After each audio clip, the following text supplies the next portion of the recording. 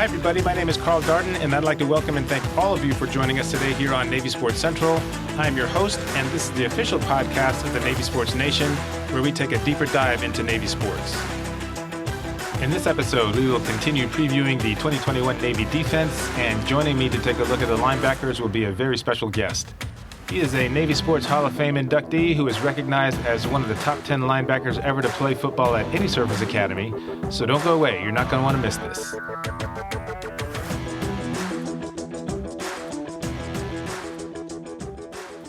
All right, we are back. And whether you've heard us before or you're a first-time listener, thanks for making us part of your day.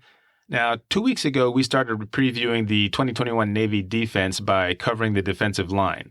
Today, we're going to be taking a look at the linebackers, and to do that, we'll be joined by a very special guest. He is a former Navy linebacker himself who came to the academy from Arapahoe High School in Littleton, Colorado, where he played football, basketball, and baseball. In fact, his team won the state championship in baseball his senior year. Now, after playing mostly on special teams as a freshman, he did start his first game at linebacker that year, helping the Mids get a tough win on the road against Syracuse. And then during his sophomore year, he became a starter at inside linebacker and racked up a record 152 tackles. The following year, he blew right past that number, registering 169. And then during his senior campaign, he put up another triple-digit tackle season and added 5 interceptions to go along with that. By the time he finished at Navy, he ended up with a ridiculous 500 career tackles, and when SB Nation's Against All Enemies sports blog released its list of top 10 Service Academy linebackers last year, he came in at number 4. So I'm really pleased to have Navy Sports Hall of Famer from the class of 1984, Andy Ponciego, join me on Navy Sports Central. Andy, thanks for joining us on the podcast. I really appreciate it, and I'm really looking forward to previewing these Navy linebackers with you. Yeah, glad to be here. Good to see you again, Carl. All right. So the one thing I did want to do is kind of give our listeners an idea of how you came to play football at the academy in the first place, because when we were in high school, we went head-to-head against each other in baseball, and that's how I knew you, by that reputation. In fact, I didn't even know you played football until we actually got there to Annapolis. So I was kind of curious if you could kind of walk us through how you came to play football at Navy. Well, my senior year, I was recruited for football by University of Colorado, Colorado State, and Missouri. Those were the only schools that were really interested in me. And I ended up on signing day in January signing a scholarship with the University of Colorado. And I went up to signed the paperwork with Chuck Fairbanks, the head coach of Colorado, and came back to school and just, finishing out my senior year. And sometime in late March, maybe early April, Tom Bresnahan, who is the offensive line coach and the recruiter out in Colorado, came out to take a look at a kid from Cherry Creek, which is over where you went to high school. And he was looking at a football player. And the head coach of Cherry Creek said, "Hey, while you're in town, Coach Bresnahan, why don't you go talk to this kid at Arapahoe High School named Andy Ponciego?"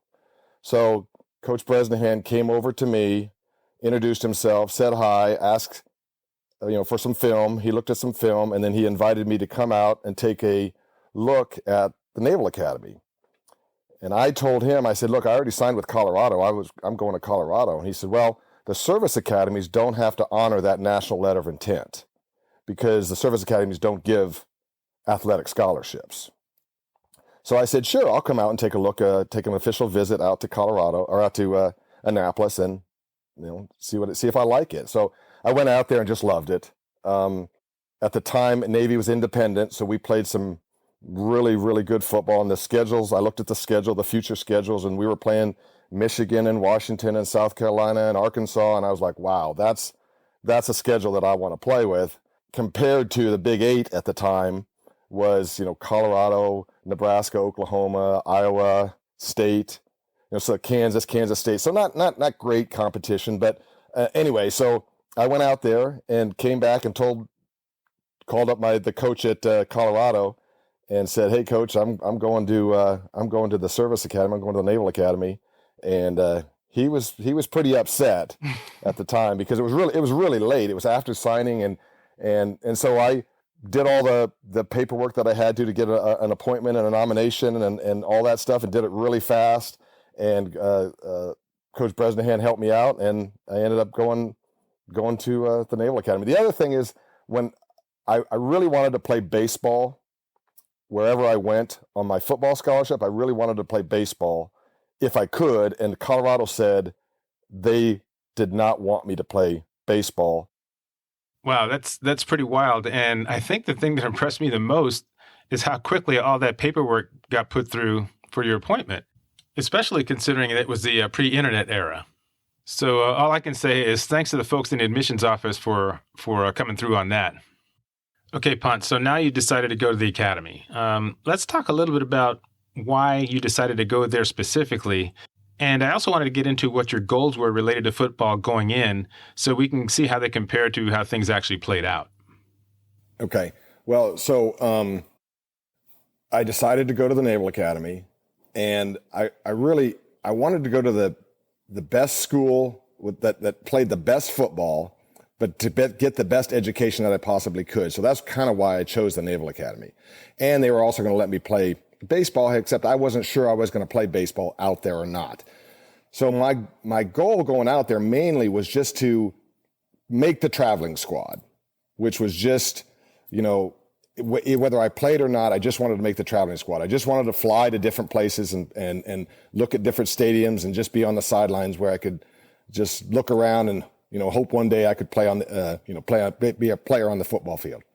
So I got there, and I think I started out at fourth team linebacker, something like that.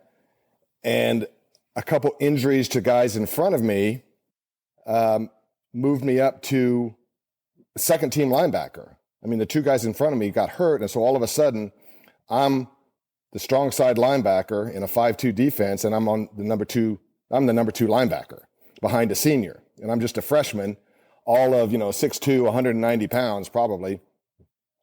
And I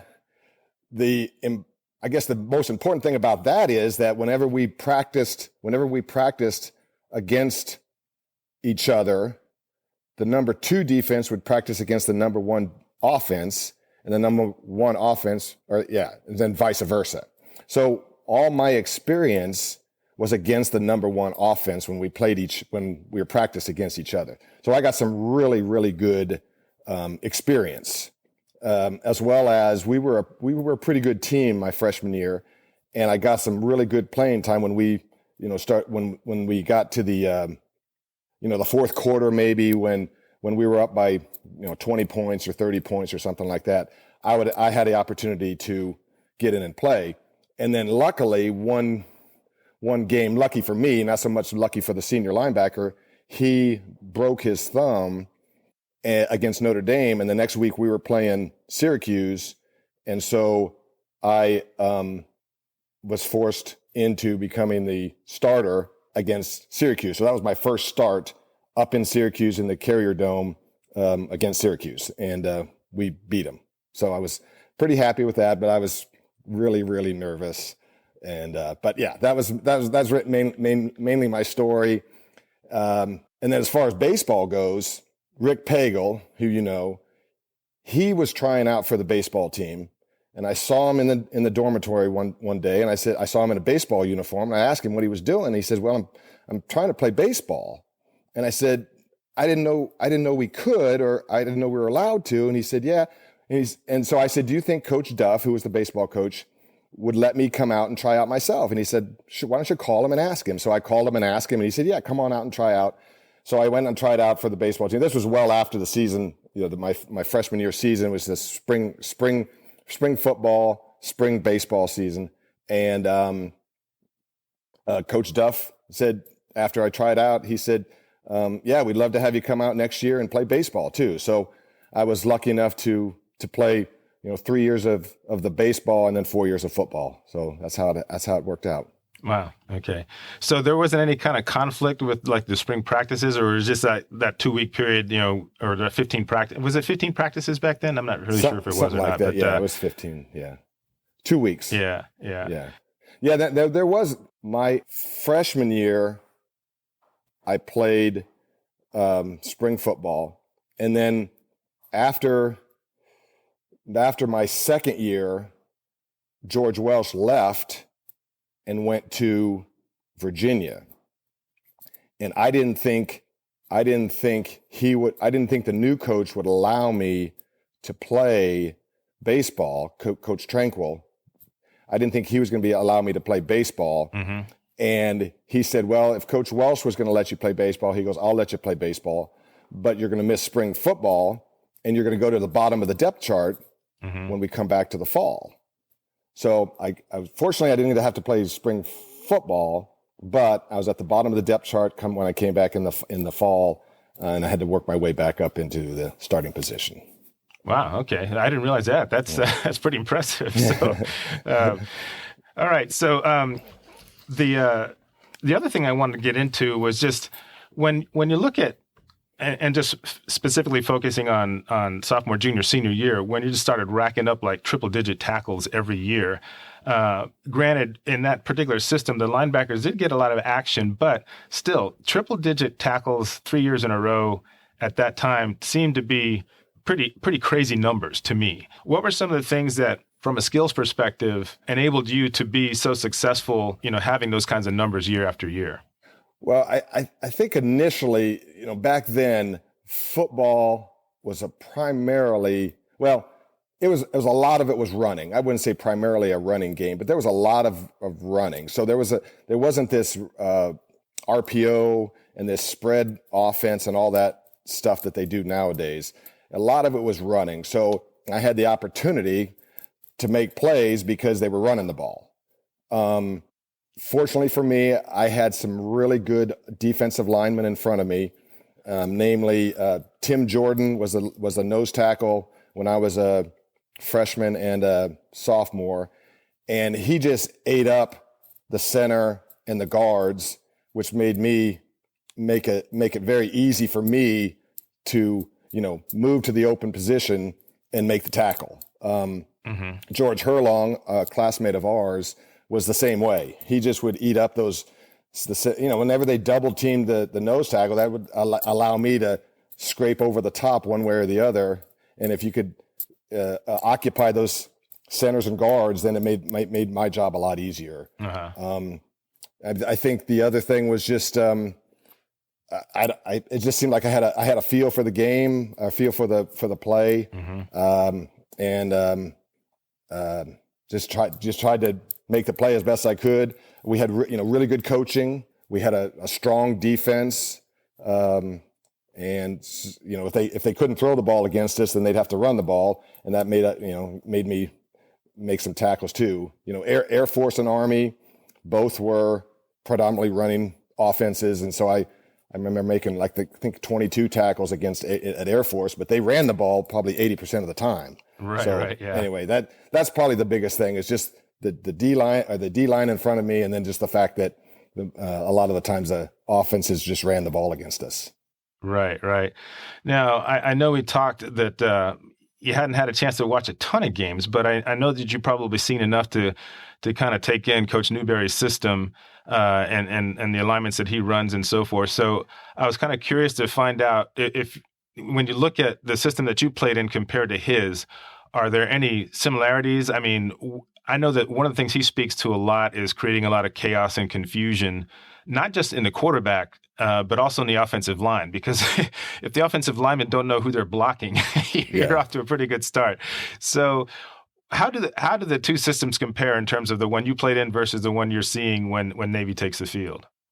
Well, I played in a 5-2 defense, so 5 down linemen and a strong side and a weak side linebacker. Navy's in a 4-3, basically 4-3. Again, because of the primarily the run, they run the ball when I was playing. Our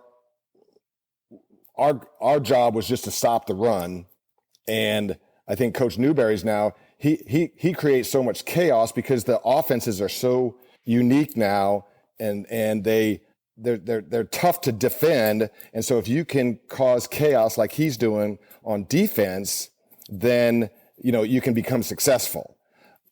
We didn't have the intricacies of the offense that they do nowadays. Basically, it was like a 21 personnel grouping. They call it pro I back then, and they would just run the ball between the tackles.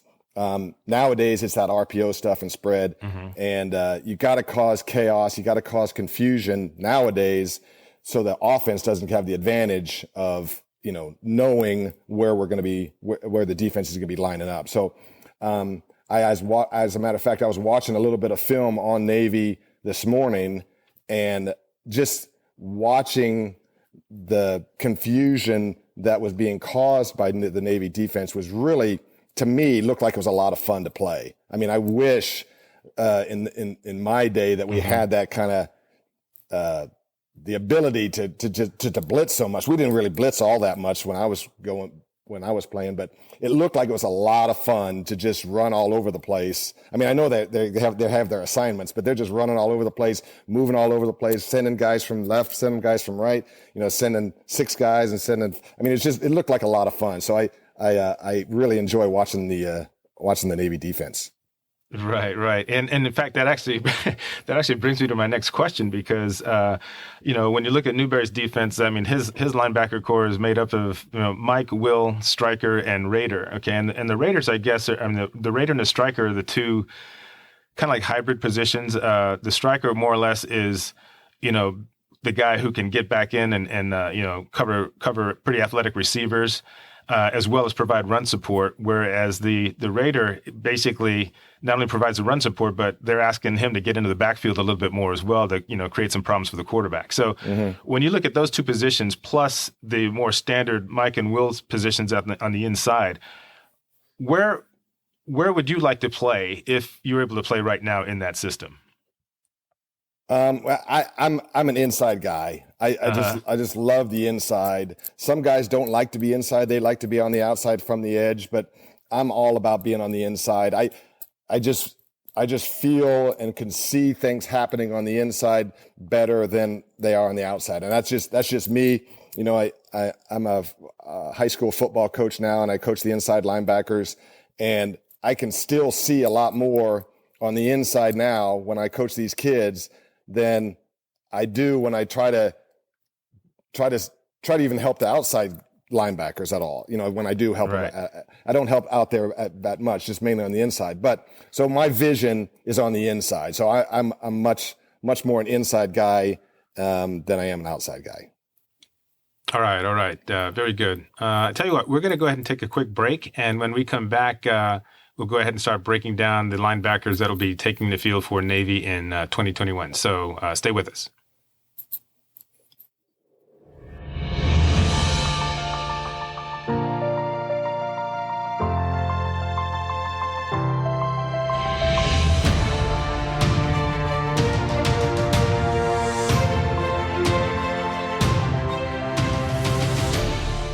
Okay, welcome back to Navy Sports Central, everyone. Carl Darden back with you, and I'm joined by Navy Sports Hall of Fame linebacker Andy Ponciego as we continue with our preview of the mids defense.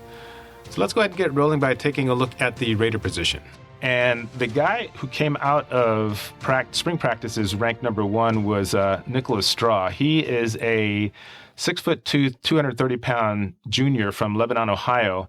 And he did get quite a bit of time on the field last year. He played in 9 games and started 7 of them. He recorded 40 tackles, including a career-high 10 versus Army. He also filled in at linebacker for Tama Tuatele early on when Tuatele was getting over his knee injury from the previous year.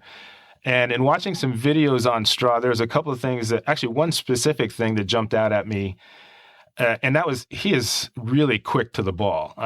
Last year, he had 1 sack and had 3.5 tackles for a loss. And that's the kind of play that Coach Newberry needs from that Raider position, somebody who can create a little bit of havoc, getting into the backfield. So what I was seeing from him, I actually saw a little bit of high school film on him. His ability to just get off of a block and get to the play is pretty awesome. And I think that the way he's able to get into the backfield, based on what I saw when, from his senior film and also last year in a couple of the clips that I saw, that's what makes him a real asset at number 1. So we've got him at number 1. And at number 2, backing him up is John Kelly. John Kelly is a senior, and he's 6'2", 232. Also, last year, he got into 8 games, including that big comeback win over Tulane. So between the two of them, that's a pretty good amount of experience there at that Raider position. And one thing I picked up, I was listening to a press conference with Coach PJ Volker, who's the linebackers coach, and you can just see it on his face. I mean, he is really fired up about, getting out there this season because of the group of guys he's got playing linebacker for him. So that's kind of neat to see. But what I wanted to put to you, Ponce, was just talking about Nick Straw. And like I said, he's really good at finding the ball and just reacting quickly and making a play on it. So, as a linebacker, when you were playing, what are some of the things that you looked at, some of the keys that kind of helped you determine where the play was going so you could get there and have an impact? Well, primarily my coach, when he coached me, our keys were the guards. We would read the guards, and then they would, depending on what they did, pull into the left, pull into the right, down block, out block, give me a pass read for a pass. Those, whatever the guard did would tell me, or at least hint to me, what direction the play was going. Mm-hmm. So, once you knew the direction of the play based on the guard read, then, your eyes would go back to the backfield, and then you would just go to the ball. But even now when I coach kids in high school, we read the guards too. And believe it or not, it is one of the most difficult things to coach a kid on, is trying to get his eyes right. If his eyes are not right, then he's just lost.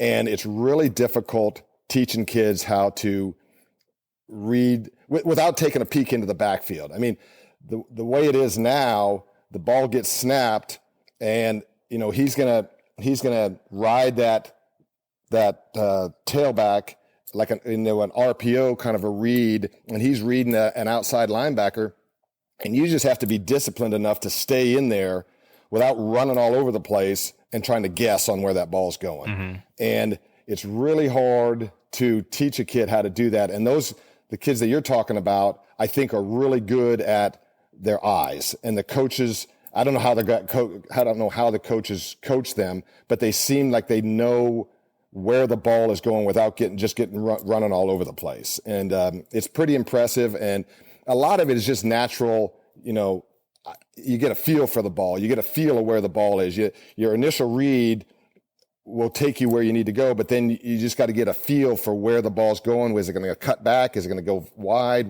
Where is it going to go? Same thing with a pass. Is it going to be a screen? Is it going to be a draw? Is it going to be a deep pass? Is it going to be short? So there's a lot of just innate instinct at playing linebacker, and those two kids I think are pretty good at it. Yeah, for sure. And I remember, you mentioned eyes. I remember just like watching. There'd be like YouTube videos and stuff of certain games, and they would start off by showing what's going on in the locker room. And right up there on the dry board, one of the first things that they had written up there was perfect eyes. So, yeah. That kind of that definitely emphasizes how important that is, and for people not to get caught, looking where they shouldn't be looking. So, all right, pretty cool. All right, so next I'm going to just kind of touch on the strikers and, kind of get your take on these guys. The two that are on the depth chart for the mids are going to be John Marshall is the first guy. He came out of spring ranked number 1. He is 6'2", 204 pounds. And by the way, I think these weights are a little bit light because I recall the sports information guy saying that they hadn't updated the weights coming out of spring practice yet. So I imagine these guys might be carrying a few extra pounds because of the workouts during the off season. But anyway, Marshall started 9 games, and there is one play I do remember about him from the Tulane game last year, and this was right when Navy was starting to make that comeback. They were down 24-14 at the time, and on that possession, on Tulane's possession, they were back on their own 1-yard line, and it was like 1st and 10. And they tried to run a running play towards the, let me see if you're on defense, to the left side. And Marshall, came up, he was right there, close to the line, and he something told him where that run was going, and he was able to blow up that gap and force that runner further wide. And then the entire Navy pursuit just caught up with the guy and pushed him out of the end zone for a safety. So that made the score 24-16. And of course, Navy came back to tie and then later win on a game-winning field goal. So, Marshall, again, he's got that ability to recognize, what's going on out there. And last year he was fourth on the team third or fourth on the team with 62 total tackles. So he's pretty solid in that number one position there. And the nice thing is that right behind him, we got a guy who's a little bit younger. His name is Ajani Cuevas. I believe his last name is, I want to say Gillies. So Ajani Cuevas Gillies, he's 6 feet, 204 pounds.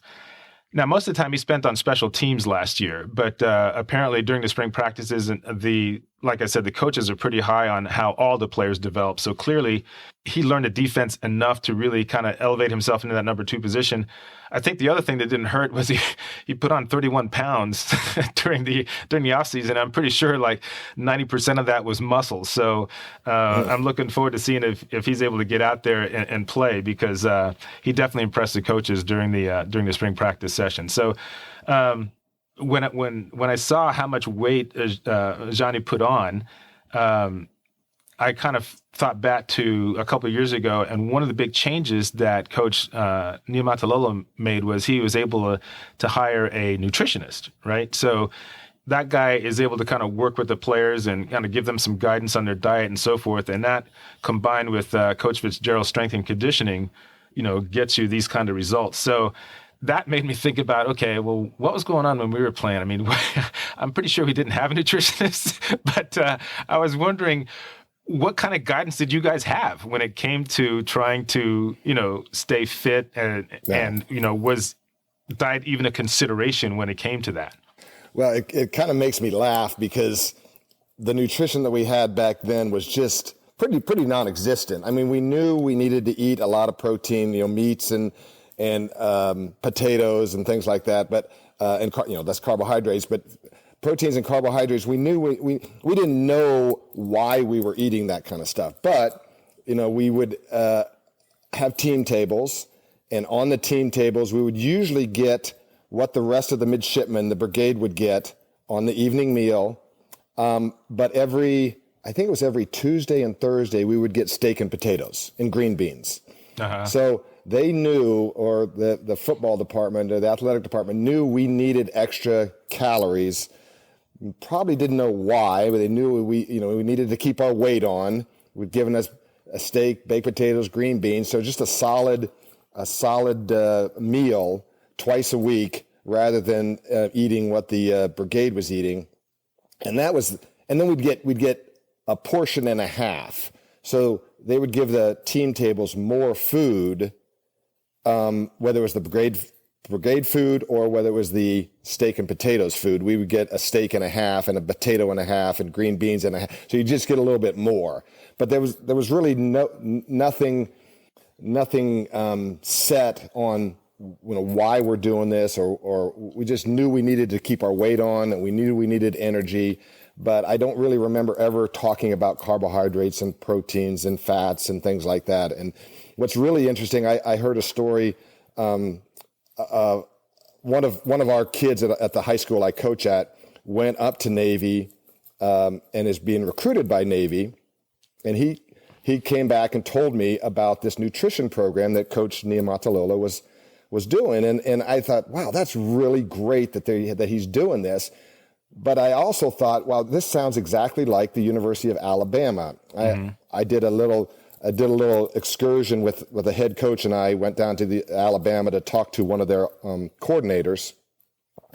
And while we were there, he took us around and he showed us the program. And one of the programs was this nutrition program, and it was incredible. And this kid who came back from Navy told me all about this nutrition program that Navy's got, and it sounded exactly like Alabama's. Is that right? So whenever you can compare Navy football to Alabama football, you're going in the right direction. That's right. Yeah, I totally agree with that. That's pretty cool. All right, so we're about halfway through the linebacker core now. We're going to go on to one of the inside linebacker positions, the will, and right now neck and neck is both Tama Tuatele and also Will Harbor. No, I'm sorry, Johnny Hodges. Johnny Hodges is his backup. Now, Tuatele actually is from Colorado. He's from Aurora. I think he went to Regis High School. And he actually turned a lot of heads right away when he was a plebe because he broke into the starting lineup. But unfortunately, he tore his ACL against South Florida, I think.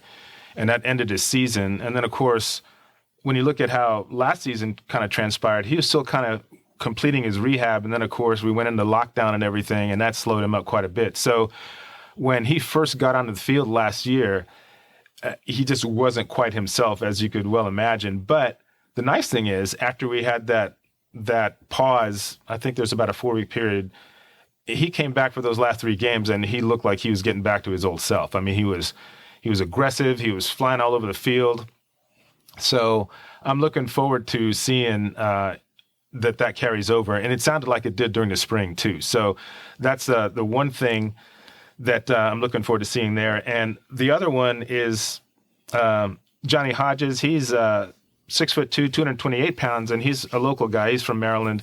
And the nice thing is, and this is where Coach Volker talked a lot about competition, right? I mean, he said that in particular, these two guys really pushed each other to the point where, yeah, they're listing Tuatele number 1 and Hodges right behind him, but I don't know that there's a tremendous difference there, which is great because you know that if one guy happens to go down, then the other one can just kind of step in without missing a beat. So talk to me a little bit about how when you're – first of all, give me your take on those guys, Andy, to the extent that you've had a chance to check them out. And then if you could speak to how that sense of competition really kind of helps elevate everybody, from your experience when you were playing there. Okay, well, first of all, both those kids are very athletic, and they run well, they move well. I think either one of those kids are going to do a solid job for the defense. As far as competition goes, we have a saying at our high school: iron sharpens iron, and when you have that type of competition where one kid can push another kid, it only makes you, who's ever being pushed, it makes them a better player. Because not only are you trying to take that job over, but the person who's being taken over doesn't want to get taken over, and so they're going to just work as hard. So iron sharpens iron, and that I think that's a really good saying, and we say it all the time. We just need that competition, and if you're just a scout team guy running against the number 1 offense, you're trying to make that number 1 offense or number 1 defense, but so you need to help us or help the team as best you can to sharpen the iron of the starters. Right. And I think one of a story, when my senior year from Colorado, I was working out so hard in the summer before I came back because all I could think of was that they're going to recruit some linebackers to come in and push me. Mm-hmm. Now, they weren't doing it for me, but they needed some guys to step up that were younger. And I was never more nervous coming back for football than my senior year because I knew somebody was going to push me. And if I didn't get ready, I was going to lose my position. So I worked out so hard, and I'll never forget, those guys didn't even know that they were pushing me because they were, in a different state or wherever, but they were pushing me because I knew that if I didn't push myself, somebody's going to take my position. So I always think about that. Right. And I knew I just needed to work as hard as I could because somebody was going to push me out. Right. If I didn't perform.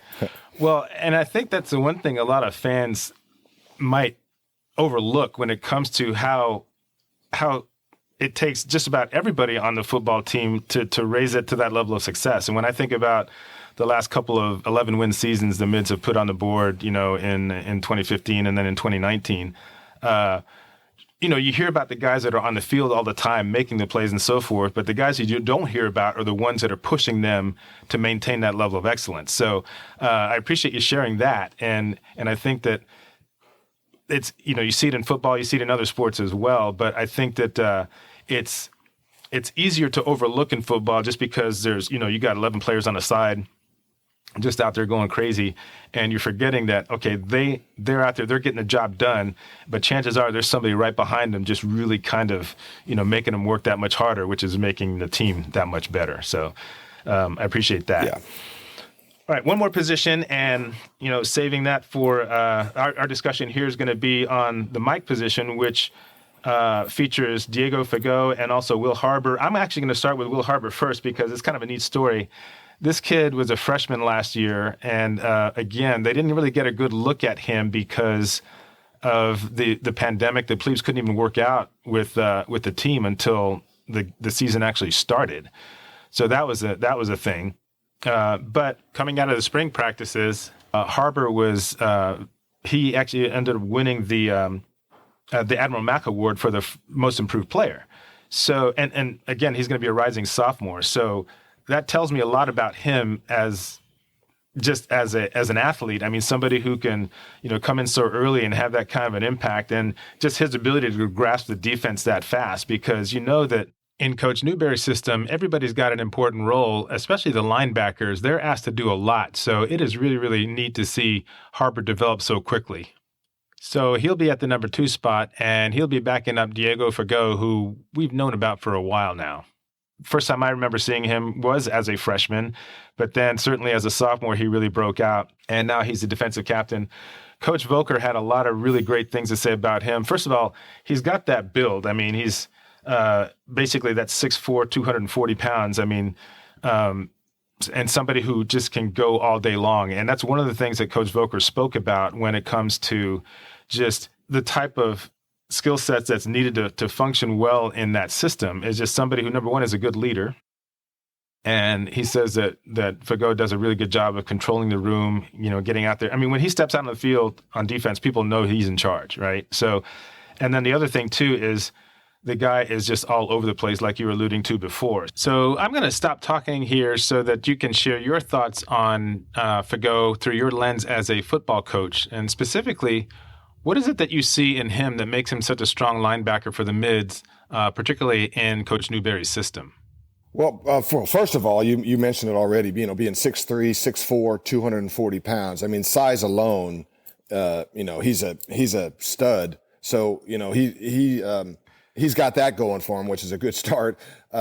He moves really, really well. You can see that he flies all over the field. So I don't know what his 40 time is or anything like that, but I mean, sure, he sure does run well.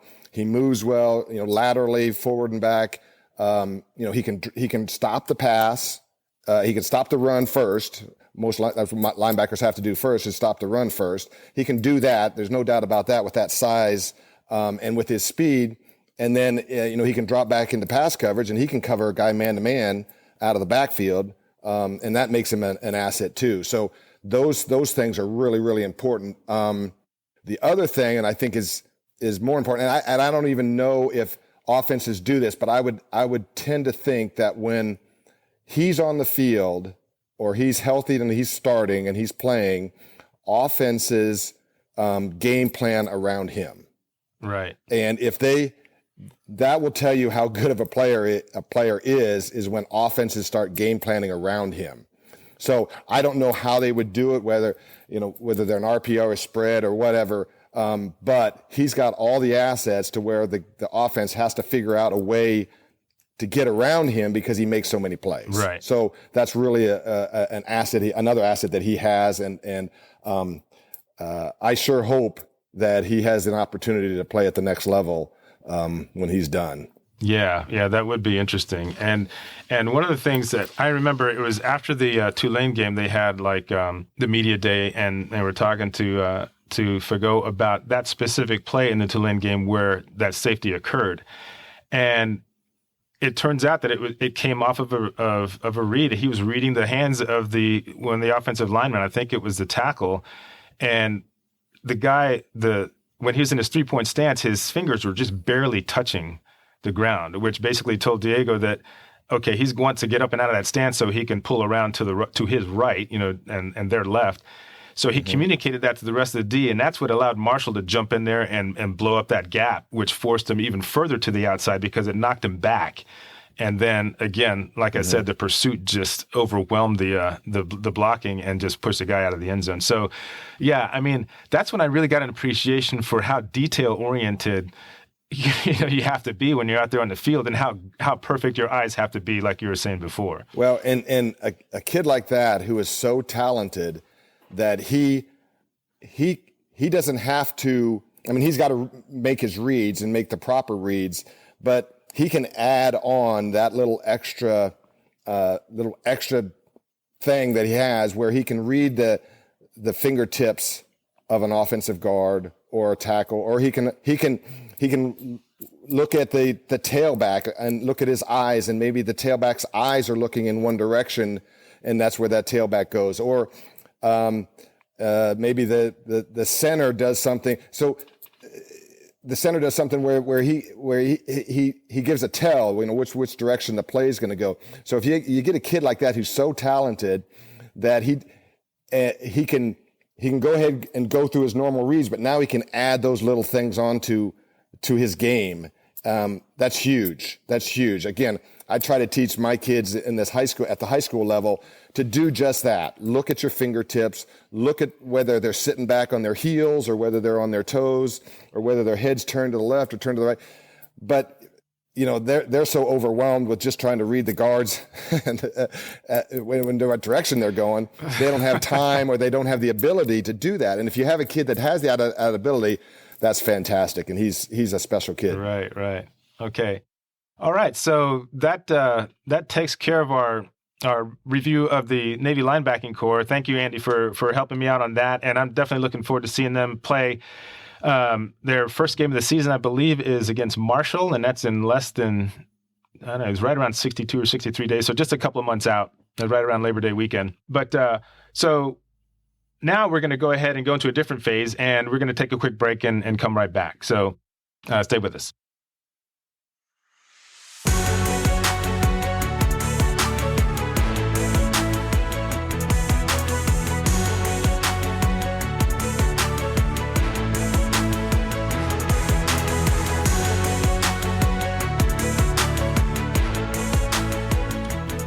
Okay, we are back here on Navy Sports Central, and now it's time for our question of the day. First, let's take a few minutes to answer our question from our last episode on the defensive line, and it was pretty straightforward. Basically, it was, since you've been following Navy football, who ranks as your favorite defensive lineman? And what I'd like to do first is go to our guest, former Navy linebacker Andy Ponciego, so he can talk about one or two of the guys that he really liked to have playing in front of him. So, Ponce, what do you think? Who are a couple of guys out there that really made your job a whole lot easier? Well, I already mentioned, I guess I gave away my picks. I already mentioned Tim Jordan and George Herlong, but Tim Jordan was the captain of the football team in the 81 season. And he was our nose tackle. But looking at him, you couldn't tell he even played football. I mean, but he was just, he wasn't all that big, but he was just so quick, and he dominated the center and those two guards. And it just made our lives a lot easier, the inside linebackers, because he was just taking up those three guys almost every play on a running play, and then it just made our job easier, just flowing to the ball and making the tackle. And then my last 2 years was our classmate George Herlong, and George he was good at what he did, but he didn't get a lot of notoriety because of what he did, which was just take up that guard and that tackle. That guard and the center, and made my job a lot easier. So I whenever I see George, I always thank him for making me who I was, because he did a lot of that work. Mm-hmm. He didn't get any props for it, but it made my life a lot easier. And both Tim and George are my two guys that I think were just made my career. Right. Yeah, I totally agree with you. I mean, that's a tough ask, that nose guard position, because, I mean, they just kind of, you don't you don't know about them unless the job isn't getting done, right? I mean, you just see people just gouge in the middle for runs of like 15 and 20 yards, and okay, well, something's going on with the nose guard. But when they're just getting plugged up, it's only been recently that I've been hearing, and it's usually with color analysts who are former linemen that point this out, because I just remember that awesome game that Jackson Pittman had against Army a couple of years ago in 2019. I mean, the guy just dominated the middle of the field, which just let everybody else just go bananas, so that's pretty cool. Now, I'm going to go back just a little bit further than that. One of my favorite guys to watch was a guy named Jabari Tawani, who was, I believe, class of 2012. So he played with, on the offensive side of the ball, there's like, Ricky Dobbs, and that was that era, right there, basically. But he was a 4-year starter, and the thing that really, you were talking about just, how quick people are. That was probably his asset in addition to his strength. And I remember one game specifically against Notre Dame. That was a year that we beat Notre Dame like 35-17 or something like that. I believe it was 2010. And that was Tawani's junior year. And my God, I mean, this guy, I couldn't get over how strong he was, because on one particular play, I mean, I don't know how. It looked like he might have been, I'm sure he was giving away some weight to the offensive lineman he was going against, but his leverage, his pad level was just so superior that in one play he basically pushed the offensive lineman back into the quarterback and got half a sack with the other lineman. I believe his last name was Yarborough. And then he deflected another pass, and then the biggest thing though was he just had this knack for getting into the backfield. I think he led the team in tackles for a loss every single year, including his freshman year. And against Notre Dame, he had 2, but they were for a total of like 20 yards. so he had a habit of just creating a lot of problems in the backfield there. So that was my pick. But I remember watching George Herlong play, and it's like you were saying, I mean, anybody who can just take up that kind of room, in the middle of the field. And the thing was with me, I mean, I didn't know him personally. I just kind of saw him about, and I think maybe I had a class or two with him, but just the nicest guy in the world. And then it's always interesting to me to see those guys. And then when they just get onto the football field, they're just like, complete animals, because you gotta have something a little bit different in your brain when you're willing to take on, those front 3 guys on an opposing offense.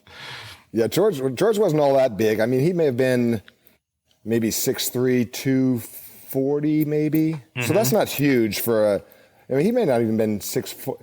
He may have been 6'2" maybe. Anyway, he just had a knack to get under those guys. And I think the other knack that he had was he would just irritate the guys all over. I mean, whether he was complaining about being held or, the pad level, getting that leverage on the center or the guard, and just irritating the linemen to the point where they were so worried about him that they just forgot about the rest of it, forgot about me and the other guy on the other side. So it's always fun talking to him about it, because he always says that he made my career, which he did, but he didn't get any credit for it. Right. All right, good stuff. All right, Ponce, we're getting close to the end here, but I'm going to try something a little bit different that I haven't done before, and I think depending on how it goes here, we'll kind of continue it.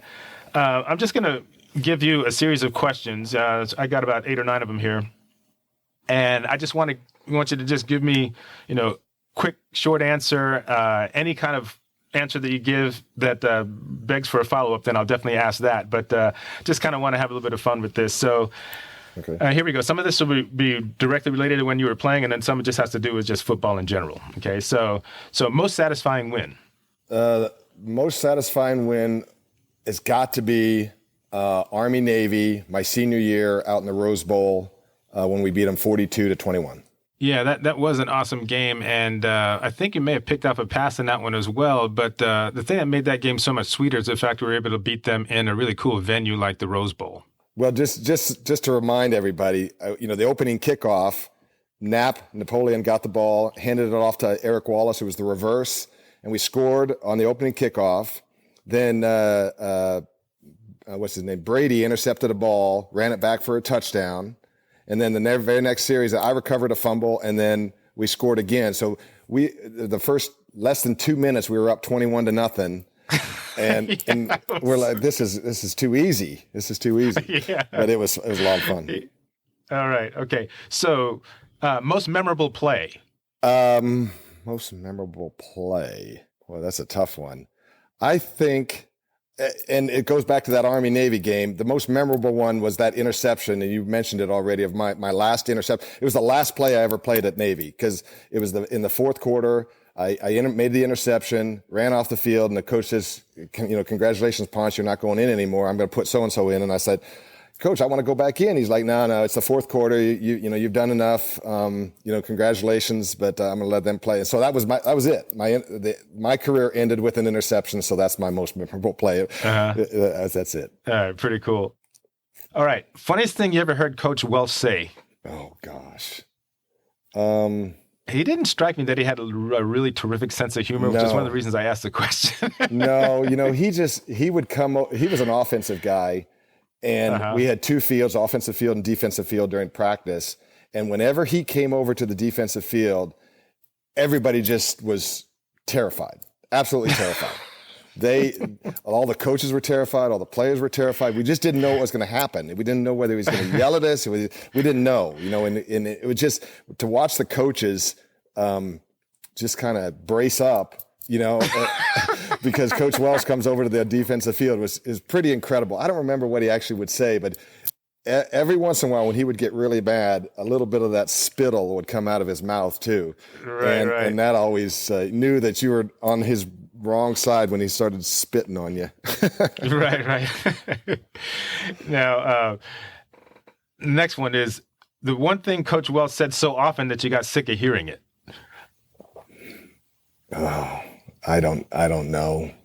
I was asking this question because whenever I read through some of the meet the mid features, they asked the players, hey, what's something that you always hear from Coach Niumatalolo? And he always, I would say 90% of the time it's freaking hard to win, That's basically what so I just said, well, maybe I wonder if Coach Welsh said anything over and over again, the players got sick of it. So that's why I asked the question. No, I really can't remember anything. Again, he was an offensive guy, and we didn't have a whole lot of interaction with him. We just didn't. He would just rarely come over to the defensive field, but when he did, we were all scared. Okay. Okay. Favorite football movie? The Titans. Remember the Titans? Yeah, remember the Titans. Yeah, that was a good one. Titans. Yeah. That's mine. That ranks right up there with mine too. And if I'm in for a little, just goofy stuff, I watch The Replacements. Oh, yeah. That's not a bad one. That's pretty good. Right. We have the Remember the Titans. That's one of my favorites. Okay, and this one you may have answered already just from our conversation, but I have, the teammate that brought out the best in you. Those two nose tackles did. But I will say, another guy, Jeff Johnson. Oh yeah, he was the offensive he was the offensive captain. I was the defensive captain my senior year. Mm-hmm. But whenever we went at each other on the practice field, he made me a better football player. And because we would go on these one-on-one type things, or number one defense against the number one offense. And he was a guard and played a little bit of tackle, but he always made me better. I always appreciate that. He actually gave me a little scar on the bridge of my nose because he would knock my helmet down so hard that it would break the skin on my nose and I'd start bleeding all over the place. Right. But I gave him his scar too. So it's all good. He gave me my scar and I gave him his scar. So right. He was one of my favorites. Awesome. Ideal number of FBS playoff teams? 12. 12. Okay. All right. That's interesting. Well, let's see. Yeah, I said that almost too quickly. I think probably, I think 12. I think 12 would work. I think 12 would work. Okay. Yeah. I really haven't thought much about it, but I mean, if you get up to 16, I know people would say 16, but that's an awful lot of play. That's an awful lot of teams. 8 maybe, but that may not be enough. I mean, I always think of the year back from over, who was it? that team in Florida that went undefeated. Oh yeah, and they never even got an opportunity. Yeah, UCF. UCF. Yeah, they just never got an opportunity, and I would have loved to have seen them play. Let's say they were at an 8 seed and played the number 1 seed, and just see if they could have done that. See if they could have, and they never got an opportunity to. So we definitely need more than 4, but I don't know if 8, 12, something like that. Yeah. And then last one, one rule related to college football defense that you would change right now if you could. Pass interference. Okay. I totally agree with you there. I'm kind of a defensive guy myself, but so, I think defense should be able to have more freedom to assault the offensive guy. I totally agree. It's funny because any sport that I play, I didn't play organized football, but when I played lacrosse, I played defense. When I watch a lot of football, I can certainly appreciate what goes on offense, but if I would have played, and if I had the size and everything, I would have probably wanted to play something like safety, something like that. Uh-huh. But yeah, so I'm with you. I think that some of the stuff that goes on, especially when I think about the wide receivers, even in college, back before the abuse they used to take and still were able to come down with the ball, it's just weird seeing how things are done right now. So yeah, pretty good stuff. So kind of along those lines, I'm going to share a quick story. And again, you may or may not remember this, but this is when I realized that the decision I made not to play organized football was a good one. And it all came from when we were down in flight school at about the same time, and Mark Stordo used to organize these touch football games at Pensacola Junior College, and I used to go down to play. We'd play 5-on-5, 7-on-7 usually, and one time when he called up, he said, "Hey, I think that Ponce and Greg Brand are going to be able to come out." I said, "Oh, cool, that'd be fun. I haven't seen him in a while." So we went out that day. It was a Saturday morning, and we divvied up the teams, and you and I were playing on opposite sides. And now at the time, I was, maybe 170 pounds, if that, right? And I don't know how far off your playing weight you were, but I'm pretty sure I was giving away about 30 pounds.